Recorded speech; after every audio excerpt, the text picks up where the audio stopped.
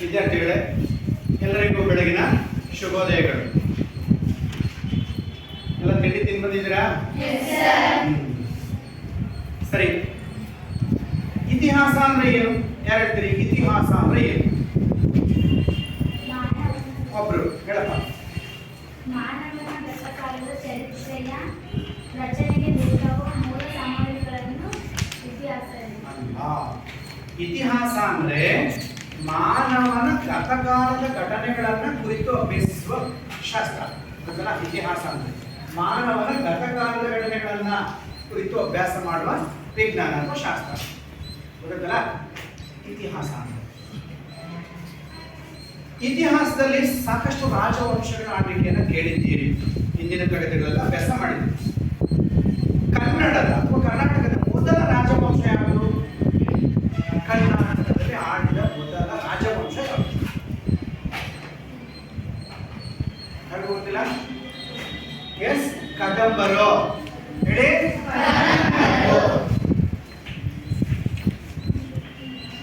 ಈ ಕದಂಬ ವಂಶದ ಸ್ಥಾಪಕರಾದಂತಹ ಮಯೂರ ವರ್ಮ ಹೆಸರು ಕೇಳಿದ್ದೀರಾ? ಮಯೂರ ವರ್ಮ. ಆ ಮಯೂರ ವರ್ಮ ಒಂದು ಶಾಸನವನ್ನು ರಚನೆ ಮಾಡಿದ್ರು. ಶಾಸನ ಅದ್ರ ಬಗ್ಗೆ ತಿಳ್ಕೊಂಡ್ರೆ, ಮಯೂರ ವರ್ಮ ಕಂಚಿಯ ಪಲ್ಲವರಿಂದ ಅವಮಾನಿತನಾಗ್ತಾನೆ. ಕಂಚಿಯ ಪಲ್ಲವರು, ಕಂಚಿಯಲ್ಲಿ ಬರುತ್ತೆ ಅನ್ನೋದು ಗೊತ್ತಾ? ತಮಿಳುನಾಡು ಕೇಳಿದ್ರೆ, ತಮಿಳುನಾಡು ಈ ಮ್ಯಾಪ್ ಅಲ್ಲಿ ತಮಿಳುನಾಡಿನ ಕಂಚಿ. ಈ ತಮಿಳುನಾಡಿನ ಕಂಚಿಗೆ ಒಂದ್ಸಲ ಮಯೂರ ಶರ್ಮ ತನ್ನ ಅಜ್ಜನಾದ ವೀರಶರ್ಮನೊಂದಿಗೆ ಹೋಗಿದ್ದಾಗ ಪಲ್ಲವರಿಂದ ಅವಮಾನಿತನಾಗ್ತಾನೆ. ಪಲ್ಲವರು, ಕಂಚಿಯ ಪಲ್ಲವರು, ಅದು ರಾಜವಂಶ. ಗೊತ್ತಲ್ಲ? ಆ ಕಂಚಿಯ ಪಲ್ಲವ ದೊರೆಗಳಿಂದ ಅವಮಾನಿತನಾಗಿ ನಂತರ ಬಂದು ಚಂದ್ರವಳ್ಳಿ ಎನ್ನುವ ಪ್ರದೇಶದಲ್ಲಿ ನೆಲೆ ನಿಂತು, ಅದು ಚಿತ್ರದುರ್ಗ ಜಿಲ್ಲೆಯಲ್ಲಿ ಹೇಳಿದ್ರ? ಚಿತ್ರದುರ್ಗ ಜಿಲ್ಲೆಯಲ್ಲಿ ಚಂದ್ರವಳ್ಳಿ ತೋಟ ಅಂತ ಇದೆ ಈಗ. ಆ ಚಿತ್ರದುರ್ಗ ಜಿಲ್ಲೆಯ ಚಂದ್ರವಳ್ಳಿ ಎನ್ನುವ ಪ್ರದೇಶದಲ್ಲಿ ನೆಲೆ ನಿಂತು ಅಲ್ಲಿನ ಬೆಟ್ಟ ಗುಡ್ಡ ಪ್ರದೇಶಗಳನ್ನ ಒಂದಷ್ಟು ಶುದ್ಧೀಕರಣ ಮಾಡಿಕೊಂಡು ಅಲ್ಲೊಂದು ಕೆರೆ ಇತ್ತು, ಆ ಕೆರೆಯನ್ನು ಅಭಿವೃದ್ಧಿಪಡಿಸ್ತಾನೆ. ಯಾರು? ಮಯೂರ ಹೇಳಿ. ಮಯೂರ ವರ್ಮ. ಈ ಮಯೂರ ವರ್ಮ ಚಿತ್ರದುರ್ಗ ಜಿಲ್ಲೆಯ ಚಂದ್ರವಳ್ಳಿ ಅನ್ನೋ ಪ್ರದೇಶದಲ್ಲಿದ್ದಂತಹ ಕೆರೆಯನ್ನು ಅಭಿವೃದ್ಧಿಪಡಿಸಿಕೊಂಡು ಆ ಚಂದ್ರವಳ್ಳಿಯ ಸುತ್ತಮುತ್ತ ಇದ್ದಂತಹ ಕೆಲವು ಬುಡಕಟ್ಟು ಜನಾಂಗದವರನ್ನೆಲ್ಲ ಒಂದೆಡೆ ಸೇರಿಸಿ ಕಲೆ ಹಾಕಿ ಅವ್ರಿಗೆಲ್ಲ ಸೈನಿಕ ತರಬೇತಿಯನ್ನು ಕೊಡ್ತಾನಂತ. ಸೈನಿಕ ತರಬೇತಿಯನ್ನು ಕೊಟ್ಟು ಅವ್ರನ್ನೆಲ್ಲ ಸೈನ್ಯವನ್ನು ಸಜ್ಜುಗೊಳಿಸಿಕೊಂಡ ಮೇಲೆ ಕಂಚಿಯ ಪಲ್ಲವರಿಂದ ಅವಮಾನಿತನಾಗಿದ್ನಲ್ಲ, ಅದರ ವಿರುದ್ಧ ಸೈಡ್ తీసుಕೊಳ್ಳೋದಕ್ಕೆ ಒಂದು ಸೈನ್ಯ ಸಂಘಟನೆ ಮಾಡಿ ರಾಜ್ಯ ಸ್ಥಾಪನೆ ಮಾಡ್ದ ಅನ್ನೋದನ್ನ ಮಯೂರ ವರ್ಮ ಒಂದು ಬಂಡೆಗಲ್ಲು ಶಾಸನ ಮೇಲೆ ಬರೆಸಿದ್ದಾನೆ. ಬಂಡೆಗಲ್ಲು ಶಾಸನ ಅರ್ಥದಲ್ಲ? ಅಂದ್ರೆ ಚಂದ್ರವಳ್ಳಿನಲ್ಲಿ ಈ ಶಾಸನ ದೊರೆತಿದೆ. ಅರ್ಥದಲ್ಲ? ಇದು ಯಾರಿಂದ ರಚಿತವಾಗಿದೆ? ಮಯೂರ ವರ್ಮನಿಂದ. ಹೀಗೆ ಸೈನ್ಯ ಸಂಘಟನೆ ಮಾಡಿಕೊಂಡು ಮಯೂರ ವರ್ಮ ರಾಜ್ಯ ಕಟ್ಕೊಂಡು ರಾಜ್ಯ ಸ್ಥಾಪನೆ ಮಾಡಿ ಪಲ್ಲವರ ಮೇಲೆ ಸೇರಿಸಿಕೊಂಡು ಒಂದು ರಾಜ್ಯ ಕಟ್ಟ. ಅದೇ ಕದಂಬ ವಂಶ. ಅರ್ಥ ಆಯ್ತಾ? ಈಗ ನಿಮ್ಗೆ ಈ ಶಾಸನಗಳಿಂದ ಏನ್ ತಿಳಿದು ಅಂತ ಹೇಳಿ, ನೀವು ಸ್ಥಾಪನೆ ಮಾಡಿದಂತ ಶಾಸನ ಹೊರಡಿಸಿದಂತ ಶಾಸನ, ಈ ಶಾಸನದಿಂದ ಚಂದ್ರವಳ್ಳಿಯ ಶಾಸನದಿಂದ ಏನ್ ತಿಳಿದಾಯ್ತು ನಿಮ್ಗೆ? ಶಾಸನಗಳು ರಾಜರು ತಾವು ಬರೆಸಿದಂತ ಮಾಹಿತಿಯನ್ನು ಅಭ್ಯಾಸ ಮಾಡಿ ಇತಿಹಾಸ ರಚನೆ ಮಾಡೋದಕ್ಕೆ ಸಾಧ್ಯ ಇದೆ. ಕೆರೆಗಳನ್ನು ನಿರ್ಮಾಣ ಮಾಡಿದ್ರು, ಅದನ್ನ ಅಚ್ಚುಕಟ್ಟದನ್ನ ಮಾಡಿಕೊಂಡಿದ್ರು ಅನ್ನೋದು ಕೂಡ ನಮಗೆ ಶಾಸನದಿಂದ ತಿಳಿಯುತ್ತದೆ. ಅರ್ಥದಲ್ಲ? ಹೀಗೆ ಈ ಶಾಸನಗಳ ಚಿತ್ರನ ಗಮನಿಸಿದ್ದೀರಾ ನೀವು? ಈ ರೀತಿ ಬಂಡೆಗಲ್ಲು ಶಾಸನ, ಶಿಲಾಶಾಸನಗಳು, ಆಸುಕಲ್ಲಿನ ಮೇಲೆ ಕೆಲವು ವಿಷಯಗಳನ್ನ ಕೆತ್ತಿಸ್ತಾ ಇದ್ರು ರಾಜ ಮಹಾರಾಜರು. ಇವುಗಳನ್ನ ನಾವು ಶಾಸನಗಳು ಅಂತ ಕರಿತೀವಿ. ಹೌದಲ್ಲ? ಹೀಗೆ ಚಂದ್ರವಳ್ಳಿಯ ಶಾಸನದ ರಚನಾಕಾರ ಯಾರು? ಮಯೂರ ವರ್ಮ. ಹೀಗೆ ಕದಂಬ ರಾಜ್ಯದ ಸ್ಥಾಪಕನಾಗಿ ಮಯೂರ ವರ್ಮ ನಿಂತಾನೆ. ಅಲ್ಲಿಗೆ ನಿಮ್ಗೆ ಮೊದಲ ಕರ್ನಾಟಕದಲ್ಲಿ ಆಳಿದ ಮೊದಲ ರಾಜವಂಶ ಯಾವುದು? ಕದಂಬರು. ಕದಂಬ ವಂಶ. ಅದರ ಸ್ಥಾಪಕರು ಇದು ನಮ್ಗೆ ಯಾವ್ದು ತಿಳಿದು ಬರ್ತದೆ? ಯಾವ ಶಾಸನ ಇದು? ಚಂದ್ರವಳ್ಳಿಯಲ್ಲಿ ಬರುತ್ತಿರುವ ಶಾಸನ. ಚಂದ್ರವಳ್ಳಿ ಶಾಸನ ಅಂತ ಕರಿತೀವಿ. ಚಂದ್ರವಳ್ಳಿ ಚಂದ್ರವಳ್ಳಿ ಊರೆಲ್ಲಿದೆ? ಈಗ ನಿಮ್ಗೆ ಒಂದು ಶಾಸನ, ನಾಣ್ಯಗಳಿರ್ಬೋದು, ದೇವಾಲಯಗಳಿರ್ಬೋದು, ಕೋಟೆ ಕೊತ್ತಲಗಳಿರ್ಬೋದು, ಇವೆಲ್ಲವೂ ಇತಿಹಾಸ ರಚನೆಯಲ್ಲಿ ಬೇಕಾಗುವ ಮೂಲ ಸಾಮಗ್ರಿಗಳಾಗ್ತವೆ. ಇವುಗಳನ್ನು ನಾವು ಆಧಾರಗಳು ಅಂತ ಕರಿತೀವಿ. ಈ ಅಧ್ಯಾಯದಲ್ಲಿ ನಾವು ಇತಿಹಾಸದಲ್ಲಿ ಈ ದಿನ ನಾವು ಮೊದಲನೇ ಅಧ್ಯಾಯವಾದಂತಹ ಆಧಾರಗಳು ಅನ್ನುವ ಆಧಾರಗಳು ಎನ್ನುವ ಅಧ್ಯಾಯದಲ್ಲಿ ಸಾಕಷ್ಟು ವಿಷಯಗಳನ್ನು ತಿಳಿದುಕೊಳ್ಳೋಣ. ನಂತರ ಈಗ ಆಧಾರಗಳು ಅಂದ್ರೆ ಏನು, ಆಧಾರಗಳು ನಮಗೆ ಯಾಕೆ ಬೇಕು, ಇತಿಹಾಸ ರಚನೆಯಲ್ಲಿ ಆಧಾರಗಳ ಪ್ರಾಮುಖ್ಯತೆ ಏನು ಅನ್ನೋದನ್ನ ತಿಳಿಯೋಣ. ಅಂತಂದ್ರ ಆಧಾರಗಳು ಅಂದ್ರೆ ಈಗ ನೀವು ಶಾಲೆಗೆ ಬಂದಿದ್ದಕ್ಕೆ ಏನು ಆಧಾರ? ಹೇಳ್ತಾರೆ. ಅಪ್ಪ ನಿಮ್ಮ ಫ್ರೆಂಡ್ ಹೇಳ್ತಾನೆ, ನಾನು ಬರ್ತಾ ಇದ್ದೆ, ನನಗೆ ಹುಲಿ ಅಟ್ಯಾಕ್ ಮಾಡ್ಬಿಡ್ತು ಅಂತ. ನೀವು ನಂಬ್ತೀರಾ? ಯಾಕೆ ನಂಬಲ್ಲ? ಅಲ್ಲ ಅಲ್ಲ, ಹುಲಿ ಅಟ್ಯಾಕ್ ಮಾಡಿದೆ ಅನ್ನೋದಕ್ಕೆ, ಹುಲಿ ಅವನ ಮೇಲೆ ಏನೋ ತೊಂದರೆ ಕೊಟ್ಟಿದೆ ಅನ್ನೋದಕ್ಕೆ ಏನು ಆಧಾರಗಳಿದೆ? ಹೌದಾ? ನಿನ್ನೆ ದಾವಣಗೆರೆ ಸಿಕ್ಕಾಪಟ್ಟೆ ಮಳೆ ಬಂತು, ನಂಬ್ತೀರಾ? ಯಾಕೆ ನಂಬಲ್ಲ? ಮಣ್ಣು ಹಸಿಯಾಗಿಲ್ಲ ಅಲ್ವಾ? ಅಲ್ಲಿ ನೋಡಿದ್ರು ಮಣ್ಣು ಹಸಿಯಾಗಿಲ್ಲ, ಮತ್ತೆ ಮಳೆ ಬಂತು ಅಂತ ಮಳೆ. ಹಾಗಾಗಿ ಯಾವುದೇ ಒಂದು ವಿಷಯವನ್ನ ನಾವು ತಾರ್ಕಿಕವಾಗಿ ಒಪ್ಕೋಬೇಕು ಅಂದ್ರೆ ಅದಕ್ಕೆ ಆಧಾರ ಇರಬೇಕು. ಹಾಗಾಗಿ ಇತಿಹಾಸದಲ್ಲಿ ಇತಿಹಾಸಕಾರರು ಸಾಕಷ್ಟು ವಿಷಯಗಳನ್ನ ಆಧಾರಗಳನ್ನು ಇಟ್ಕೊಂಡು ಚರ್ಚಿಸಿ, ವಿಶ್ಲೇಷಿಸಿ, ವಿಮರ್ಶಿಸಿ ಅನಂತರ ನಿರ್ಧಾರಕ್ಕೆ ಬಂದು ಇತಿಹಾಸ ರಚನೆ ಮಾಡಿರ್ತಾರೆ. ಅದರ ನಮ್ಮ ಇತಿಹಾಸವನ್ನ ನಮ್ಮ ದೇಹಕ್ಕೆ ಹೋಲಿಸಿದ್ರೆ, ಇತಿಹಾಸವನ್ನ ನಮ್ಮ ದೇಹಕ್ಕೆ ಹೋಲಿಸಿದ್ರೆ ಆಧಾರಗಳು ಎಲುಬುಗಳಿದ್ದಂತೆ. ಎಲುಬುಗಳಿಲ್ಲದೆ ಇದ್ರೆ ಈ ದೇಹ ಇಲ್ಲ. ಎಲುಬು ಅಂದ್ರೆ ಏನು? ಮೂಳೆಗಳು. ಸ್ಕೆಲಿಟನ್ ನೋಡಿದ್ರೆ ಸೈನ್ಸ್ ಅಲ್ಲಿ ಅಸ್ಥಿಪಂಜರ. ಹಾಗಾಗಿ ಅಸ್ಥಿಪಂಜರವಿದ್ದಂತೆ ಏನು ಆಧಾರಗಳು. ಇತಿಹಾಸವನ್ನ ಒಂದು ದೇಹ ತೋರಿಸಿದ್ರೆ ಅಸ್ಥಿಪಂಜರ ಇದ್ದಂತೆ ಆಧಾರಗಳು. ಆಧಾರಗಳಿಲ್ಲದೆ ಇತಿಹಾಸವಿಲ್ಲ. ಅರ್ಥಾದ್ರ ಆಧಾರಗಳಿಲ್ಲದೆ ಇತಿಹಾಸವಿಲ್ಲ. ಹಾಗಾಗಿ ಇತಿಹಾಸ ರಚನೆಗೆ ಆಧಾರಗಳು ಮುಖ್ಯವಾಗಿ ನಿಲ್ತವೆ. ಈ ಆಧಾರಗಳು ಒಂದು ಬಗೆಯಲ್ಲಿಲ್ಲ, ಹಲವಾರು ರೀತಿಯಲ್ಲಿ ಇದಾವೆ. ನಮ್ಮ ಪೂರ್ವಜರು ನಮಗೆ ಬಿಟ್ಟು ಹೋಗಿರ್ತಕ್ಕಂಥ ಕಟ್ಟಡಗಳಿರ್ಬೋದು, ಕೋಟೆ ಕೊತ್ತಲಗಳಿರ್ಬೋದು, ದೇವಾಲಯಗಳಿರ್ಬೋದು, ಶಾಸನಗಳಿರ್ಬೋದು, ಮಣಿಮುದ್ರೆಗಳಿರ್ಬೋದು, ಅಥವಾ ಭೂಮಿಯಲ್ಲಿ ಹರಿಯುವಾಗ ಸಿಗ್ತಕ್ಕಂಥ ಯಾವುದೇ ಮುದ್ರೆಗಳಿರ್ಬೋದು, ಇವೆಲ್ಲವೂ ಇತಿಹಾಸ ರಚನೆಯಲ್ಲಿ ಪ್ರಮುಖ ಪಾತ್ರ ವಹಿಸ್ತವೆ. ಇವುಗಳನ್ನೆಲ್ಲ ನಾವು ಆಧಾರಗಳು ಅಂತಾನೆ ಕರಿತೀವಿ. ಹಾಗಾದ್ರೆ ಆಧಾರಗಳಲ್ಲಿ ಎಷ್ಟು ವಿಧಗಳಿದೆ? ಆಧಾರದ ವಿಧಗಳು ಅಥವಾ ಆಧಾರದ ಪ್ರಕಾರಗಳು. ಆಧಾರದ ಪ್ರಕಾರಗಳು. ಪ್ರಕಾರ ಅಂದ್ರೂ ಒಂದೇ, ವಿಧಗಳು ಅಂದ್ರೂ ಒಂದೇ. ಹೌದಾ? ತಿಳಿದಿದೆಯಾ ನಿಮ್ಗೆ? ಎಷ್ಟು ಗೊತ್ತಿದ್ಯಾ? ಒಂದು. ಹಿಂದಿನ ತರಗತಿ ಓದಿದ್ರಿ ನೀವು? ಒಬ್ರು ಹೇಳಮ್ಮ. Yes, very good. ಸಾಹಿತ್ಯಿಕ ಆಧಾರಗಳು. ಸಾಹಿತ್ಯಿಕ ಆಧಾರಗಳು.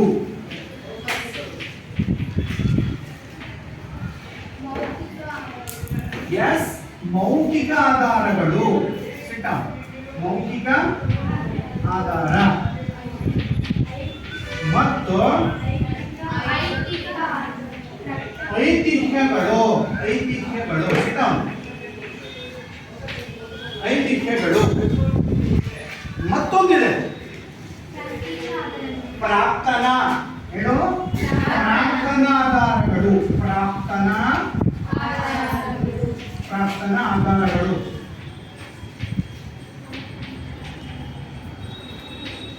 ಪ್ರಾರ್ಥನಾ ಆಧಾರಗಳು. ಸಿಕ್ಕ ಇಡೀ ಮೂರು ವಿಧಗಳನ್ನು ನಾವು ಆಧಾರಗಳಲ್ಲಿ ಗುರುತಿಸ್ತೇವೆ. ಸರಿತಾ? ಆಧಾರದ ಪ್ರಕಾರಗಳು, ಆಧಾರಗಳ ಪ್ರಕಾರಗಳು.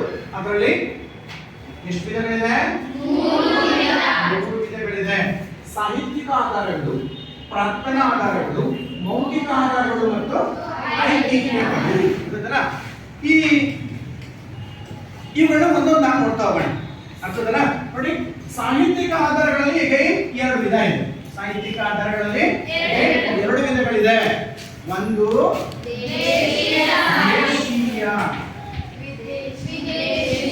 ದೇಶೀಯ ದೇಶೀಯ ಆಧಾರಗಳು, ವಿದೇಶೀಯ ದೇಶೀಯ ಸಾಹಿತ್ಯ ಅಂತ ಕರೆಯಬೇಕಿಲ್ಲ. ದೇಶೀಯ ಸಾಹಿತ್ಯ, ವಿದೇಶೀಯ ಸಾಹಿತ್ಯ. ಅಂದ್ರೆ ಸಾಹಿತ್ಯಿಕ ಆಧಾರಗಳು ಅಂದ್ರೆ ಏನು ಅಂದ್ರೆ ಬರವಣಿಗೆ ರೂಪದಲ್ಲಿ ಬರೆಯಲ್ಪಟ್ಟಿರುವ, ಗೊತ್ತಲ್ಲ, ಭಾರತದಲ್ಲಿ ಸಾಕಷ್ಟು ಭಾಷೆಯಲ್ಲಿ ಈ ಬರವಣಿಗೆಯ ರೂಪದಲ್ಲಿ ಸಿಗ್ತಕ್ಕಂಥ ಆಧಾರಗಳಿದ್ದಾವೆ. ಅವುಗಳಲ್ಲಿ ಎರಡು ರೀತಿ ಗುರುತಿಸ್ತೀವಿ. ಒಂದು ದೇಶೀಯ ಆಧಾರ ಮತ್ತು ವಿದೇಶಿ ಸಾಹಿತ್ಯ. ವಿದೇಶಿ ಸಾಹಿತ್ಯ, ದೇಶೀಯ ಸಾಹಿತ್ಯ ಅಂದ್ರೆ ಏನು ಅಂದ್ರೆ, ದೇಶೀಯ ಸಾಹಿತ್ಯ ಅಂದ್ರೆ ಭಾರತೀಯರಿಂದಲೇ ರಚಿತವಾಗಿರ್ತಕ್ಕಂತಹ ಬರವಣಿಗೆ ರೂಪದಲ್ಲಿ ಸಿಕ್ಕಿರುವ ಕೃತಿಗಳು, ಗ್ರಂಥಗಳು, ಇವುಗಳು ಅಂತದಲ್ಲ ದೇಶೀಯ. ದೇಶೀಯ ಅಂದ್ರೇನು? ನಮ್ಮ ದೇಶದ ಅಂತ ಅರ್ಥ. ನಮ್ಮ ದೇಶದ ದೇಶೀಯ ಆಧಾರಗಳು ನಮ್ಮ ದೇಶದ ಬರಹಗಾರರಿಂದ, ವಿದ್ವಾಂಸರಿಂದ ಅಥವಾ ಕರ್ತೃಗಳಿಂದ ರಚನೆ, ಇತಿಹಾಸಕಾರರಿಂದ ರಚನೆ ಆಗಿರ್ತಕ್ಕಂಥ ಕೃತಿಗಳು. ಹಾಗಾಗಿ ದೇಶೀಯ ಆಧಾರಗಳು ಅಂತ ಕರಿತೀವಿ. ಅವುಗಳನ್ನ ಪಟ್ಟಿ ಮಾಡ್ಕೊಳ್ಳಿ. ದೇಶೀಯ ಆಧಾರಗಳಲ್ಲಿ ಮುಖ್ಯವಾಗಿ ಕೌಟಿಲ್ಯನ ಹೆಸರು ಕೇಳಿದ್ದೀರಾ? ಹಿಂದಿನ ತರಗತಿಯಲ್ಲಿ ಓದಿದ್ದೀರಿ ನೀವು. ಕೌಟಿಲ್ಯ ಅಂತಕ್ಕಂಥ ಒಂದು ಕೃತಿ ಬರೆದರು. ಅದರ ಹೆಸರೇನು? ಕೌಟಿಲ್ಯನ ಹೇಳಿ. ಕೌಟಿಲ್ಯನ ಅರ್ಥಶಾಸ್ತ್ರ. ಕೌಟಿಲ್ಯನ ಅರ್ಥಶಾಸ್ತ್ರ ಅನ್ನೋದೇನು? ಒಂದು ಕೃತಿಯ ಹೆಸರು. ಯಾರು ರಚನೆ ಮಾಡಿದ್ರಂತ? ಕೌಟಿಲ್ಯ. ದೇಶೀಯ ಸಾಹಿತ್ಯದಲ್ಲಿ ಇದು ಬಹುಮುಖ್ಯವಾದ ಪಾತ್ರ ವಹಿಸುತ್ತೆ. ಕೌಟಿಲ್ಯನ ಅರ್ಥಶಾಸ್ತ್ರ. ಕಲ್ಹಣ ಅಂತ ಹೆಸರು ಕೇಳಿದಿರಾ? ಕಲ್ಹಣನ ರಾಜತರಂಗಿಣಿ.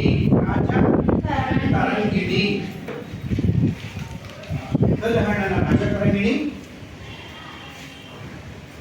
ಬಾಣನ ಹರ್ಷಚರಿತೆ. ಬಾಣ ಅನ್ನೋ ಕವಿ ಏನ್ ಬರ್ತ? ಹರ್ಷಚರಿತೆ. ಅದೇ ತರ ಹೇಳಿ, ಅದೇ ತರಹ ಬಾಣನ ಹರ್ಷಚರಿತೆ. ವಿಶಾಖದತ್ತನ ಮುದ್ರಾ ರಾಕ್ಷಸ. ವಿಶಾಖದತ್ತನ ಮುದ್ರಾ ರಾಕ್ಷಸ. ವಿಶಾಖದತ್ತ ಮುದ್ರಾ ರಾಕ್ಷಸ. ವಿಶಾಖದತ್ತ ಮುದ್ರಾ ರಾಕ್ಷಸ. ಹಾಗೆ ಸಂಗಮ್ ಸಾಹಿತ್ಯ ಅಂತ ಕರಿತೀವಿ. ಸಂಗಮ್ ಸಾಹಿತ್ಯ.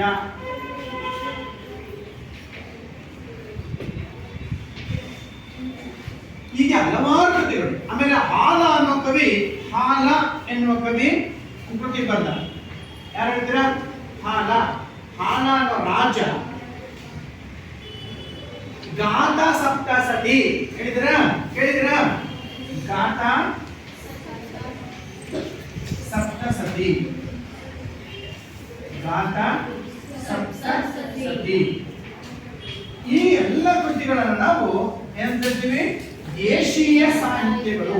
ದೇಶೀಯ ಸಾಹಿತ್ಯಗಳು ಅಂದ್ರೆ ನಮ್ಮ ದೇಶದ ವಿದ್ವಾಂಸರು ಅಥವಾ ಇತಿಹಾಸಕಾರರಿಂದ ರಚಿತವಾಗಿರುವ ಬರಹಗಳು ಅಂತ ಅರ್ಥ.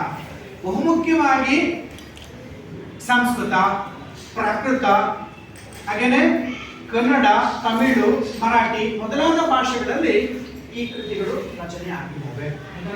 ಈ ಕೃತಿಗಳನ್ನ ಇತಿಹಾಸ ರಚನೆಯಲ್ಲಿ ಪ್ರಮುಖವಾಗಿ ಬಳಸಿಕೊಂಡಿದ್ದಾರೆ.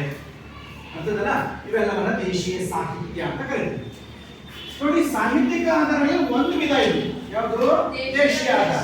ಇದರಲ್ಲಿ ಮತ್ತೊಂದಿದೆ, ವಿದೇಶೀಯ ಸಾಹಿತ್ಯ ಅಂತ. ಈ ವಿದೇಶೀಯ ಸಾಹಿತ್ಯದಲ್ಲಿ ನೋಡಿ, ವಿದೇಶಿ ಸಾಹಿತ್ಯ ಕೃತಿಗಳು ಹಲವಾರು ಇದ್ದಾವೆ. ವಿದೇಶಿ ಸಾಹಿತ್ಯ ಕೃತಿಗಳು. ನಮ್ಮ ದೇಶಕ್ಕೆ ವಿದೇಶಿಯರು ಬಂದಿದ್ರು. ಬೇರೆ ಬೇರೆ ಉದ್ದೇಶಗಳಿಗಾಗಿ ಬಂದಿದ್ರು. ಕೆಲವರು ಪ್ರವಾಸಕ್ಕಾಗಿ ಬಂದರು, ಇನ್ನು ಕೆಲವರು ಅಧ್ಯಯನಕ್ಕಾಗಿ ಬಂದರು, ಇನ್ನು ಕೆಲವರು ರಾಯಭಾರಿಗಳಾಗಿ ಬಂದಿದ್ರು. ಅರ್ಥಾಯ್ತಲ್ಲ? ಹೀಗೆ ಬೇರೆ ಬೇರೆ ಕಾರಣಗಳಿಂದ ನಮ್ಮ ದೇಶಕ್ಕೆ ಭೇಟಿ ಕೊಟ್ಟಂತಹ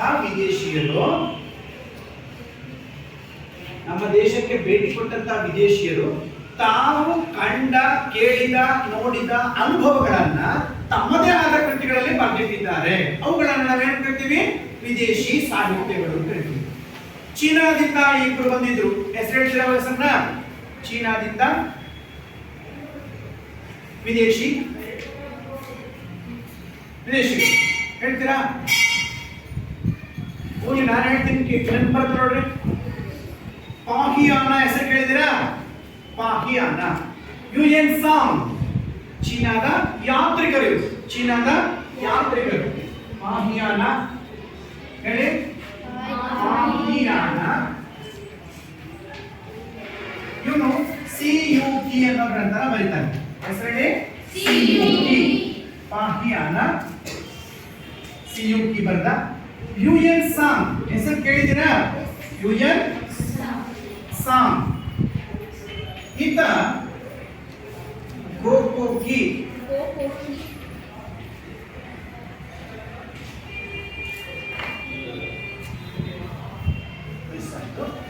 ಪಾಹಿಯಾನ ಗೋಕೋಕಿ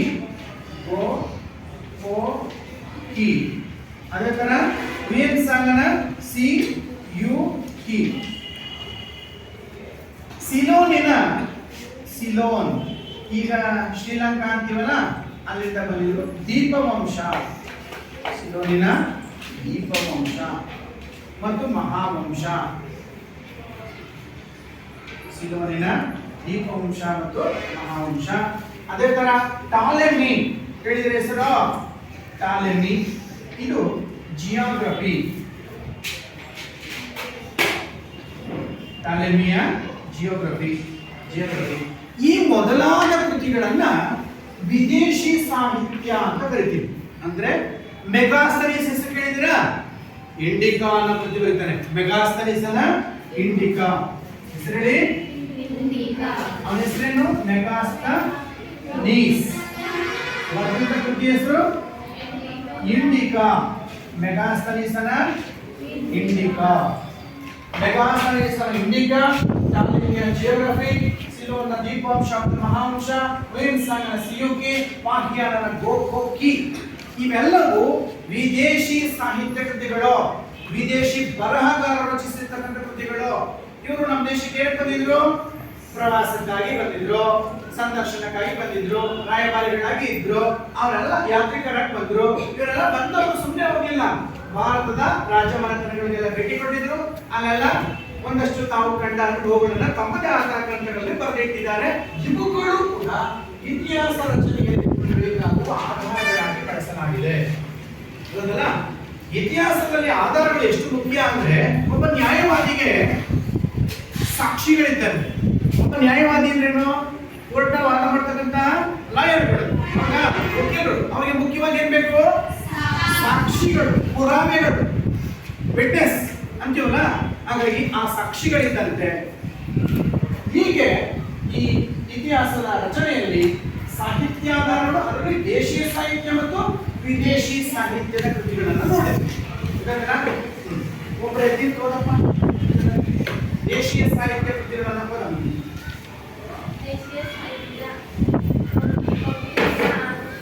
ಅರ್ಥಶಾಸ್ತ್ರ, ಅರ್ಥಶಾಸ್ತ್ರ, ಗಲ್ಲಹಣ್ಣನ ರಾಜತರಂಗಿಣಿ, ವಾಣನ ಆಶ್ಚರ್ಯಚರಿತೆ, ವಿಶಾಖದತ್ತನ ಮುದ್ರಾ ರಾಕ್ಷಸ, ಹಾಲ ಸಪ್ತಸತಿ. ನಂತರ ಹಾಲ ರಾಜ ನಮ್ಮ ಗಾತ ಸಪ್ತಸತಿ. ಸಂಗಮ ಸಾಹಿತ್ಯ, ತಮಿಳುನಾಡು ಸಂಗಮ ಸಾಹಿತ್ಯ ಸಿಕ್ಕಾಪಟ್ಟೆ. ಅದೇ ತರಹ ವಿದೇಶಿ ಸಾಹಿತ್ಯ ಕೃತಿಗಳಿವೆ. ಗೊತ್ತಾಯ್ತಲ್ಲ? ಹೀಗೆ ಇತಿಹಾಸ ರಚನೆಯಲ್ಲಿ ಒಂದು ಶಾಸನಗಳು ನೋಡಿದ್ರಿ ಆಗಲೇ. ಈ ರೀತಿ ಶಾಸನಗಳು ಬೇರೆ ಬೇರೆ ಭಾಷೆಯಲ್ಲಿ ನಮ್ಮ ದೇಶದಲ್ಲಿ ದೊರೆತಿರ್ತಕ್ಕಂಥ ಸಾಕಷ್ಟು ಶಾಸನಗಳು ಇತಿಹಾಸದ ಆಧಾರಗಳಾಗಿ ನಿಲ್ತವೆ. ಅದೇ ಥರ ಅವರು ಬಳಸ್ತಾ ಇದ್ದಂಥ ಆಯುಧಗಳು ಕೂಡ ನಮಗೆ ಇತಿಹಾಸದಲ್ಲಿ ರಚನೆಗೆ ಬೇಕಾದ ಆಧಾರಗಳಾಗಿರ್ತವೆ. ಯಾವ ಕಾಲದ ಯಾವ ಆಯುಧಗಳನ್ನ ಬಳಸ್ತಾ ಇದ್ರು ಅನ್ನುವಂಥ ಆಧಾರಗಳಿದ್ದಾವೆ. ಅದರಲ್ಲಿ ಆಯುಧಗಳು ಕೂಡ ತುಂಬ ಮುಖ್ಯ ಆಧಾರಗಳಾಗಿ ನಿಲ್ತವೆ. ಅದೇ ಥರ ನಿರ್ಮಾಣ ಮಾಡಿದಂಥ ದೇವಾಲಯದ ಚಿತ್ರಗಳು ಗೊತ್ತಲ್ಲ. ಈ ದೇವಾಲಯಗಳು ಕೂಡ ಇತಿಹಾಸ ರಚನೆಯಲ್ಲಿ ಯಾರ ಕಾಲದಲ್ಲಿ ನಿರ್ಮಾಣ ಆದ ದೇವಾಲಯ, ಯಾವ ಶೈಲಿಯಲ್ಲಿ ರಚನೆಯಾಗಿದೆ, ಈ ರೀತಿ ದೇವಾಲಯಗಳು ಕೂಡ ಪ್ರಮುಖ ಪಾತ್ರ ವಹಿಸ್ತವೆ. ನಾಣ್ಯಗಳು ಹೆಸರು ಕೇಳಿದಿರಾ? ನಾಣ್ಯಗಳು ಕೂಡ ಅವುಗಳನ್ನೆಲ್ಲ ಇಲ್ಲಿ ನೋಡ್ತೀವಿ ನಾವೀಗ. ಪ್ರಾಕ್ತನ ಆಧಾರಗಳು ಅಂದ್ರೆ ಏನು? ಪ್ರಾಕ್ತನ ಆಧಾರ ಅಂದ್ರೆ ಅದಕ್ಕಿನ್ನೊಂದು ಹೆಸರು ಪುರಾತತ್ವ ಆಧಾರಗಳು. ನೋಡಿ, ಆಧಾರಗಳು 3 ವಿಧ ನೋಡಿದಿರಿ. ಅದ್ರಲ್ಲಿ ಒಂದೇದು ಸಾಹಿತ್ಯಿಕ ಆಧಾರ. ಸಾಹಿತ್ಯಿಕ ಆಧಾರದಲ್ಲಿ 2 ವಿಧ ಇದೆ ನೋಡಿದ್ವಿ ಇಷ್ಟೊತ್ತು. ನೋಡಿ, ಈಗ ಎರಡನೇದು ಪ್ರಾಕ್ತನ ಆಧಾರ.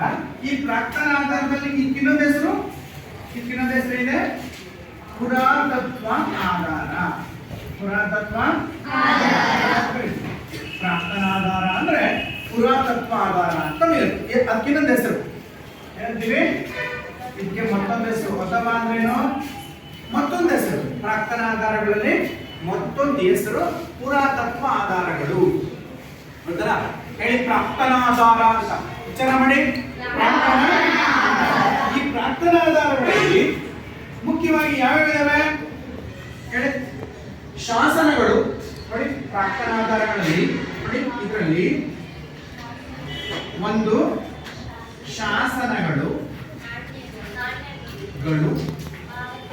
ನಾಣ್ಯಗಳು ಮತ್ತು ಮೂರನೇದು ಸ್ಮಾರಕಗಳು ಮತ್ತು ಭೂಖನನಗಳು.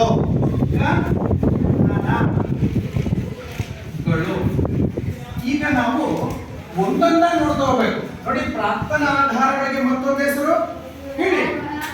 ಪುರಾತತ್ವ ಆಧಾರಗಳು. ಪುರಾತತ್ವ ಆಧಾರಗಳು ಅರ್ಥ ಆಯ್ತಾ? ಈ ಪುರಾತತ್ವ ಆಧಾರಗಳು ಅಥವಾ ಪ್ರಾಕ್ತನ ಆಧಾರಗಳು ಎಷ್ಟಿನ? 4 ವಿಧಗಳು.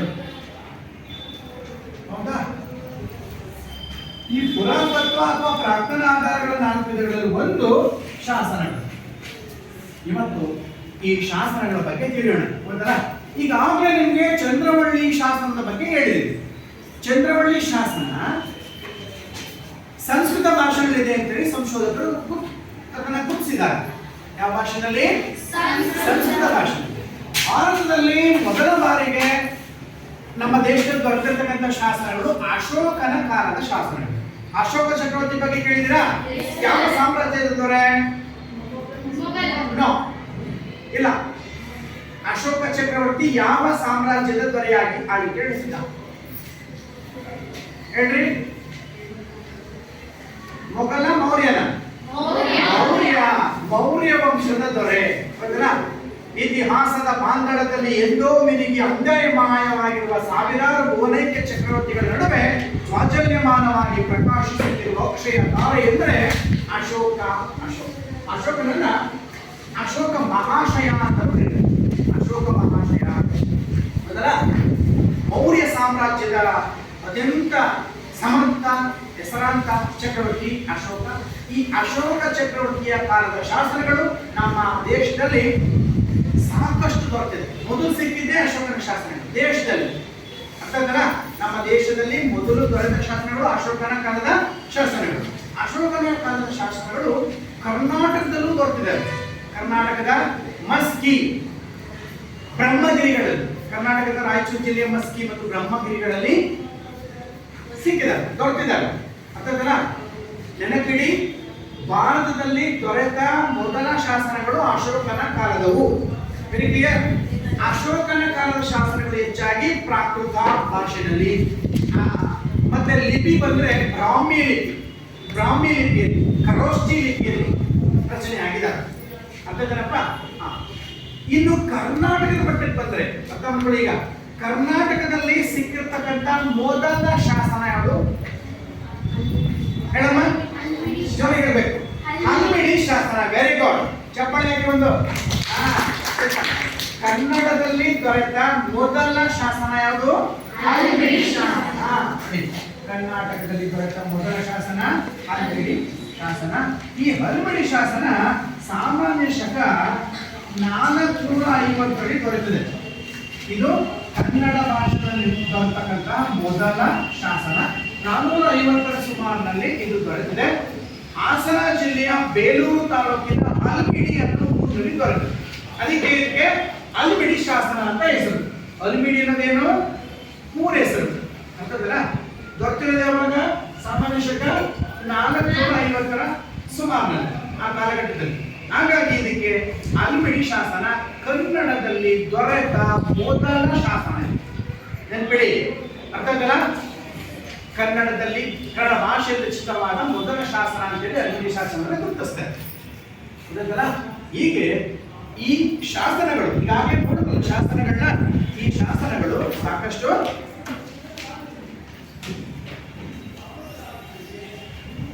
ನೋಡಿಲ್ಲ. ಹಲ್ಮಿಡಿ ಶಾಸನ ನೋಡಿದೆ. ಈ ಮೊದಲಿರ್ತಕ್ಕಂಥದ್ದು ಹಲ್ಮಿಡಿ ಶಾಸನದ ಚಿತ್ರ. ಹಲ್ಮಿಡಿ ಶಾಸನ ಅದೇ ರೀತಿ ಇಲ್ಲಿ ಬನವಾಸಿ ಶಾಸನ, ಬಾದಾಮಿ ಚಾಳುಕ್ಯನ ಶಾಸನ, ಶ್ರವಣಬೆಳಗೊಳದಲ್ಲಿ ಒಂದು ಶಾಸನ ದೊರೆತಿದೆ, ದೊಡ್ಡಗದ್ದವಳ್ಳಿಯಲ್ಲಿ ಶಾಸನ ದೊರೆತಿದೆ. ಹೀಗೆ ಹಲವಾರು ಶಾಸನಗಳು ಇತಿಹಾಸ ರಚನೆಯಲ್ಲಿ ನಮಗೆ ಸಹಾಯಕ ಅಥವಾ ಪೂರಕವಾಗಿ ಇದ್ದಾವೆ. ಈಗ ನಿಮಗೆ ನೆನಪಿರಲಿ, ಕನ್ನಡದಲ್ಲಿ ದೊರೆತ ಮೊದಲ ಶಾಸನ ಹಲ್ಮಿಡಿ ಶಾಸನ. ಭಾರತದಲ್ಲಿ ಮೊದಲು ದೊರಕಿದ ಶಾಸನಗಳು ಅಶೋಕನ ಕಾಲದವು. ಆಯ್ತಲ್ಲ? ಅಶೋಕ ಚಕ್ರವರ್ತಿಯ ಕಾಲದವುಗಳು. ಈ ಶಾಸನಗಳು ಇತಿಹಾಸ ರಚನೆಯಲ್ಲಿ ಹೇಗೆ ಪಾತ್ರ ವಹಿಸ್ತವೆ? ಇತಿಹಾಸ ರಚನೆಯಲ್ಲಿ ಹೇಗೆ ಪ್ರಮುಖ ಪಾತ್ರ ವಹಿಸ್ತವೆ ಅಂದ್ರೆ, ಶಾಸನಗಳನ್ನ ಯಾರು ರಚನೆ ಮಾಡಿಸ್ತಾ ಇದ್ರು? ಆ ಕಾಲದ ರಾಜರು. ಹೌದಲ್ಲ? ಆಯಾಯ ಕಾಲದ ರಾಜರು ಅದನ್ನ ಬರೆಸಿಡ್ತಾ ಇದ್ರು. ಕಲ್ಲು ಬಂಡೆಗಳ ಮೇಲೆ, ಬಂಡೆಗಳ ಮೇಲೆ ಅಥವಾ ಸ್ತಂಭಗಳ ಮೇಲೆ, ಕಲ್ಲಿನ ಸ್ತಂಭಗಳ ಮೇಲೆ ಬರೆಸಿಡ್ತಾ ಇದ್ರು. ಅವು ಆಗಿನ ಕಾಲದ ಅಂದ್ರೆ ಅವರ ಆಳ್ವಿಕೆಯ ಕಾಲದಲ್ಲಿನ ಆರ್ಥಿಕ ವಿಷಯಗಳು, ಸಾಮಾಜಿಕ ವಿಷಯಗಳು, ಆಡಳಿತಾತ್ಮಕ ವಿಷಯಗಳು, ಇವೆಲ್ಲವುಗಳ ಮೇಲೆ ಬೆಳಕು ಚೆಲ್ತವೆ. ಅಂದಿನ ರಾಜಕೀಯ ಸ್ಥಿತಿಗತಿಗಳು ಇವುಗಳೆಲ್ಲವನ್ನ ನಮಗೆ ಚಿತ್ರಣವನ್ನ ಇತಿಹಾಸದಲ್ಲಿ ನೀಡ್ತವೆ. ಶಾಸನಗಳು ಬಹುಮುಖ್ಯವಾದ ಒಂದು ಆಧಾರಗಳಾಗಿ ನಿಲ್ತವೆ. ಯಾಕೆಂದ್ರೆ ಬರವಣಿಗೆ ಗೊತ್ತಿಲ್ಲವಲ್ಲ, ಯಾವ ಕಾಲದ ರಚನೆ ಆಯಿತು, ಯಾರು ಇದನ್ನ ರಚಿಸಿದ್ರು, ಇದು ಈ ವಿಷಯ ಏನೇನು ಹೇಳುತ್ತಿದ್ದು. ಈಗ ನನಗೆ ಗುಪ್ತರ ಕಾಲ ಕೇಳಿದ್ರ? ಗುಪ್ತರ ದೊರೆ ಸಮುದ್ರಗುಪ್ತನು 7 ಬಗೆಯ ಚಿನ್ನದ ನಾಣ್ಯಗಳನ್ನ ಮಾಡಿಸಿದ. ನಾಣ್ಯಗಳು ಇಲ್ಲಿ ಬರ್ತದೆ. ಇದೆಲ್ಲ ನಮಗೆ ತಿಳಿದುಕೊಳ್ಳುವ ಆಧಾರಗಳು ಸಿಕ್ಕಿರೋದ್ರಿಂದ, ಹಾಗಾಗಿ ಈ ಆಧಾರಗಳು ಮುಖ್ಯವಾಗಿ ಪ್ರಕರಣಾಧಾರಗಳಲ್ಲಿ ಮೊದಲನೇದು ಶಾಸನಗಳು. ಈ ಶಾಸನಗಳು ತಿಳಿದರೆ ನಿಮಗೆ, ಈಗ ನಾನು ಮೊದಲೇ ಹೇಳಿದ್ರೆ ನಿಮಗೆ ಮಯೂರವರ್ಮನ ಚಂದ್ರವಳ್ಳಿ ಶಾಸನ ಅಂತ, ಅದು ಕೂಡ ಕನ್ನಡದಲ್ಲಿ ಶಾಸನ, ಕನ್ನಡದ ಸಂಸ್ಕೃತದಲ್ಲಿ. ಹೀಗೆ ಆಯಾಯ ರಾಜ್ಯಗಳ ಸ್ಥಾಪಕರು ಮತ್ತು ಆಯಾಯ ಸಾಮ್ರಾಜ್ಯದ ಆಡಳಿತದಿಂದಾದಂತಹ ಪ್ರಮುಖ ವಿಷಯಗಳ ಬಗ್ಗೆ ನಮಗೆ ಮಾಹಿತಿಯನ್ನ ಈ ಶಾಸನಗಳು ಒದಗಿಸ್ತವೆ. ಇದಲ್ಲದೆ ನಾನು ಹೇಳಿದಾಗೆ ಸಮುದ್ರಗುಪ್ತನ ಅಲಹಾಬಾದ್ ಶಾಸನ, ಕಪ್ಪೆ ಅರಗಟನ ಶಾಸನ, ಐಹೊಳೆಯ ಶಾಸನ, ಹೀಗೆ ಹಲವಾರು ಶಾಸನಗಳು ನಮಗೆ ಲಭ್ಯವಿದ್ದಾವೆ. ಈಗ ಎರಡನೇದು ಪ್ರಕರಣ ಆಧಾರಗಳಲ್ಲಿ ಎರಡನೇದು ನಾಣ್ಯಗಳು. ಈಗ ನೀವು ನಾಣ್ಯಗಳನ್ನ ನೋಡಿದಿರಿ.